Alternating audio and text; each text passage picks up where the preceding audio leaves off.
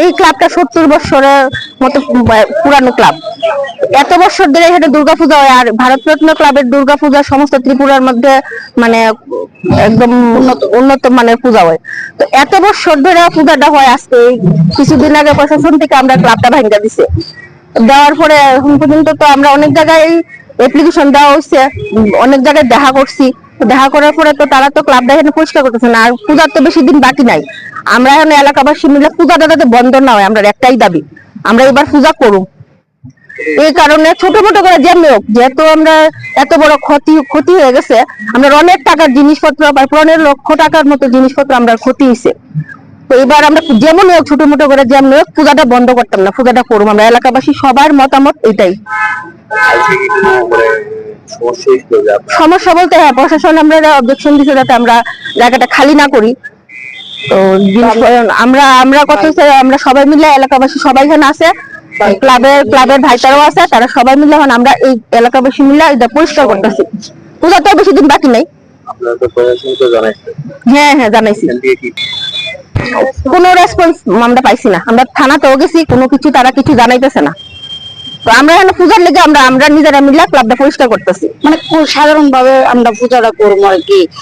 এই লেগে আজকে আমরা সবাই ছোট বড় ভাই বোনেরা মিল্লা সবাই আমরা একজোট হয়েছি একসঙ্গে, ওই সেটা পরিষ্কার করতেছি যে আমরা পূজাটা ছোট্ট করে আমরা মহিলারা মিল্লা আর পাশে আমরা ছোট ভাইরা থাকবো, কোনো মতো আমরা পূজাটা করুন। আমরা এটাই প্রশাসনের কাছে সবার কাছে আমরা দাবি যে আমরা এই পূজাটা করুম আর কি, এটা যাতে কোনোদিন বন্ধ না হোক। এই জায়গাটাতে আপনারা পূজাটা করেন এবং যে জায়গাটা পরিষ্কার করতে আইছেন, কোনো ধরনের প্রশাসন থেকে কি বাধা বা না? প্রশাসনে আমরা আইসি পরিষ্কার করতে, আমরা একটু মানে বাধা দিছে যে তোমরা কার পারমিশন নিয়েছো। আমি কই স্যার আপনারা তো আমি করছি, দরখাস্ত দিছে আমরা ভাই তারা, তো আমরা এখন পরিষ্কার করতেছি। আর তো বেশি দিন নাই দুর্গাপূজা, তো আমরা সব ভাই বোনেরা মিল্লা দিদিরা মিল্লা আমরা পার্শ্ববর্তী যারা সবাই আছি ক্লাবের আন্ডারে, তারা মিল্লা সবাই ছোট করে আমরা পূজাটা করবো। আমরা মহিলারা সবাই একযুক্ত হয়ে সে পূজাটা করবো। সবচেয়ে বড় কথা হচ্ছে আমরা তো মাটিটা নিব না, মাটি তো মাটি জায়গায় থাকবো। আমরা জিনিসপত্র সরাইতেছি, জায়গা খালি করতেছি পূজার লেগে, মাটি তো আর আমরা নিব না। হিন্দু বাঙালি আমাদের প্রধান উৎসব হলো দুর্গাপূজা। ভারতরত্ন ক্লাব এই অত্র অঞ্চল তথা সারা ত্রিপুরা রাজ্যের নর্থ ইস্টের মধ্যে একটা বিশাল বড় ক্লাব। এটা সর্বদা ভারতরত্ন ক্লাব আমাদের সামাজিক কাজের লোকে যুক্ত থাকে। প্রশাসন ওরা কী কারণে ভারতরত্ন ক্লাব ভাঙছে এটা প্রশাসন জানে, কিন্তু অত্র এলাকার মা বোন যারা আছে 4-5টা বুথ নিয়ে তারা সবাই চাইতেছে যে দুর্গাপূজাটা হোক আমাদের প্রধান উৎসব। আমরা হিন্দু, আমাদের বাঙালি প্রধান উৎসব দুর্গাপূজা। এই দুর্গাপূজা ভারতরত্ন ক্লাব 70 বছর ধরে করে যাইতেছে, এখন কেন হইতো না? তারপরে যে কাজটাগুলি পড়ে হয়েছে তার মধ্যে আমাদের টিভি ছিল, বক্স ছিল, দামি দামি জিনিস ছিল, স্পটলাইট ছিল, হেলোজেন ছিল, আমাদের অনেক সম্পত্তি ছিল। আমাদের পুলিশ যে জায়গায় পাহারা ছিল সেই অবস্থা আমাদের সম্পত্তিগুলি চুরি হয়ে গেছে। তারপরে আমরা নরসিংগড় থানা, এনসিসি থানা, দুর্গাচুমনি থানা, পূর্ব থানা এবং পশ্চিম থানা সবাইকে আমরা জানানো হয়েছে।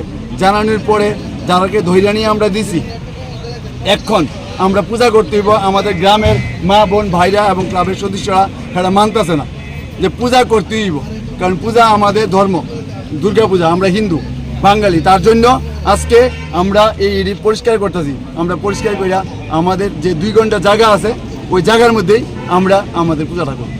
এই যে পরিষ্কার করতে আয়াজেরা কইছে যাতে আমরা যাতে না করি, তাহলে আমরা আমাদের সম্পত্তি নিমু, আমাদের জায়গা আছে, আমাদের জায়গা আমরা কেন করব না? আমাদের অন্যায় রেখে এলাকার মানুষের কি অন্যায়? আমরা তো এই পড়াশোনার যুক্ত, এই পড়াশোনা আনতে গিয়ে আমাদের অবদান আছে প্রত্যেকটা মানুষের।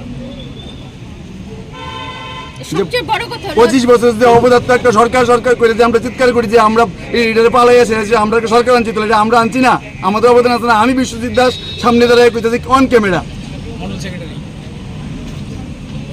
তাহলে কেন আজকে ইয়ানের মধ্যে আবার পড়াশোনা করবো যে আমাদের সম্পত্তি আমরা সরাইতে পারতাম না, আমাদের জায়গার মধ্যে আমরা পূজা করতে পারতাম না? এখানে কেরা কি দোষী আছে, এখানে কারা দোষী আছে?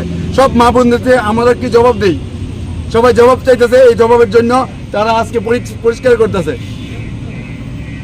এটাই আমাদের কথা।